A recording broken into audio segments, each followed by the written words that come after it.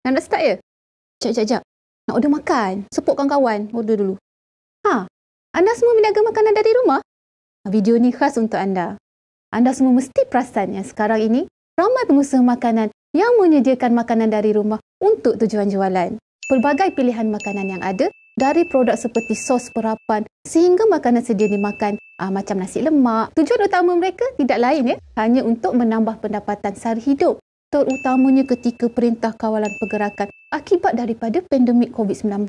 Jom kita dengar dulu apa yang Kementerian Kesihatan Malaysia tawarkan untuk pengusaha makanan di rumah. Pengusaha makanan sediaan di rumah home-based food adalah pemilik perniagaan makanan yang disediakan di rumah untuk tujuan jualan. Walaupun mereka ini menyediakan makanan dari dapur rumah masing-masing, keselamatan makanan masih perlu dititik beratkan sebab kita jual makanan. Kita tak nak kan pelanggan kita mengalami keracunan makanan akibat daripada makanan yang kita jual.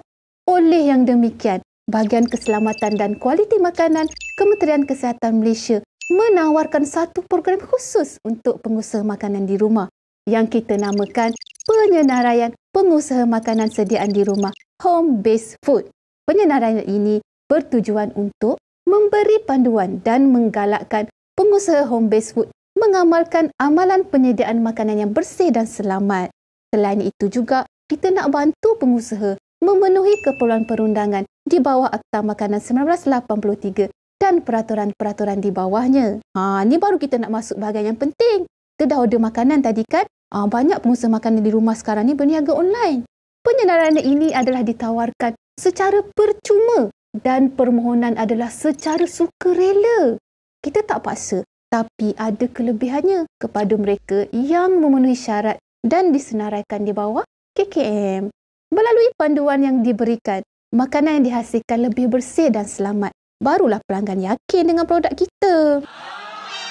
Pengusaha akan mendapat nombor penyenaraian, sijil dan logo dari KKM. Logo ini boleh digunakan pada label serta iklan produk anda.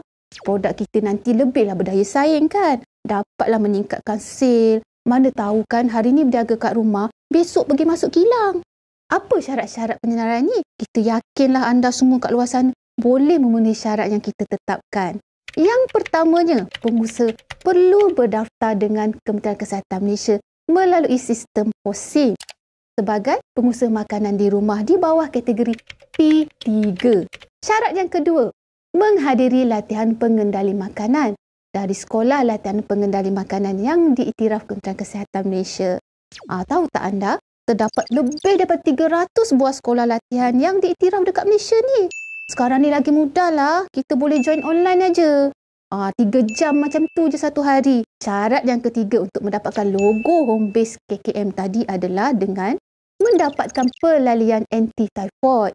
Ini penting ya tuan-puan untuk mencegah daripada penularan penyakit demam kepialu. Sebenarnya senang merebak kalau kita sediakan makanan tu dalam keadaan yang kurang bersih.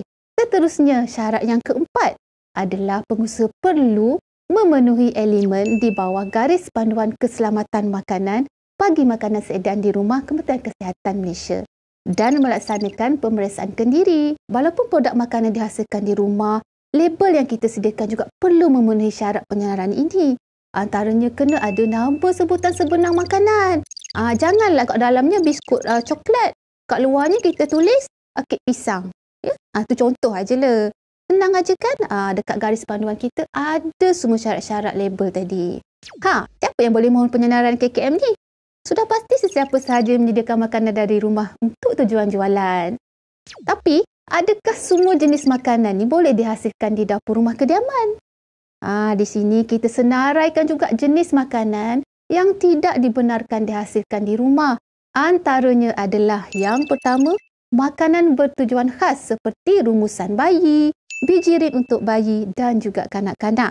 Yang keduanya adalah makanan yang dihasilkan daripada susu dan hasilan susu yang mana memerlukan proses penghilangan seperti pempasturan. Yang seterusnya adalah makanan yang perlu dilesenkan di bawah peraturan-peraturan makanan 1985 seperti air minuman berbungkus dan air mineral semula jadi.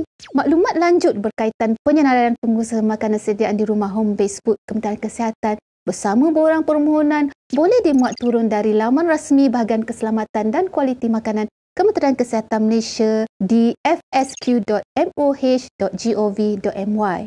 Apa? Ada lagi yang nak bertanya berkenaan penyenaran ini? Jangan risau. Sebarang pertanyaan boleh diajukan melalui email kepada homebasefood.bkkm@moh.gov.my. Anda tanya, kami jawab.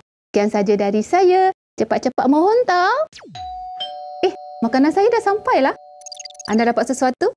Jangan lupa share dan like video ini hanya di Facebook rasmi PKKM HQ.